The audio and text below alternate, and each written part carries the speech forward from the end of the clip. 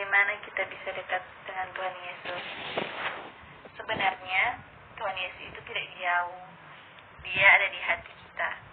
Kan sebenarnya Tuhan Yesus itu nggak jauh, Dia ada di hati kita. Terus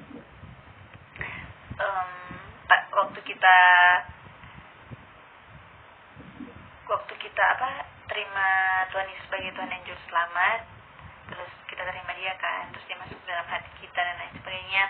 Nah, di waktu itulah kita kan, kalau misalnya kita terima Tuhan Yesus sekali seumur hidup kan.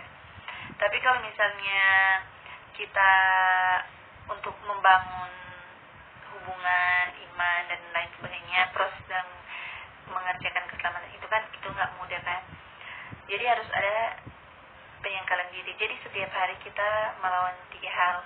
Gue baru dapat ini kemarin, emang udah tahu sih, tapi kayak di remind kemarin. 3 hal yang harus kita hadapi setiap hari saat kita kayak udah terima Yesus gitu. Yang pertama itu yang paling utama itu kedagingan kita. Jadi yang aku udah jelasin sih kemarin mungkin kayak roh penurut tapi daging lemah kan. Kalau misalnya kita udah di dalam Tuhan kayak terima Yesus begitu, roh kita kan kalau kasih mula-mula emang enak-enaknya kayak nikmat-nikmat aja, kayak kita berapi-api untuk datang ke Tuhan saat teduh dan lain sebagainya. Tapi kalau udah beberapa bulan atau bertahun-tahun, biasa udah udah drop, udah kayak nggak terlalu berapi-api lagi. Nah, di inilah kadang kondisi dimana kedagingan kita, kayak hati kita sebenarnya mau banget, aku rindu saat teduh, aku rindu untuk memuji Tuhan, aku rindu untuk baca Alkitab gitu kan, belajar firman. Tapi kadang kedagingan kita kayak tidur aja, kamu kan udah capek, pasti yang udah lama maksudnya aku juga seperti itu. Jadi aku mau untuk menyembah Tuhan, belajar firman gitu, mau banget dalam hatiku, mau, udah rindu, udah kangen gitu. Tapi kedaginganku kayak baru pulang kerja udah capek, bobo aja ya Tuhan, tidur. Akhirnya satu kompromi, akhirnya dengan satu kompromi jadi 2 kompromi, 3 kompromi, sampai enggak.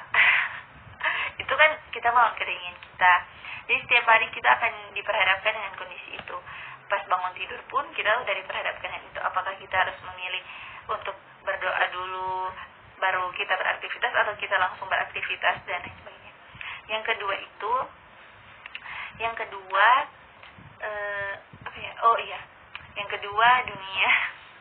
dunia dan segala yang ada di dalamnya.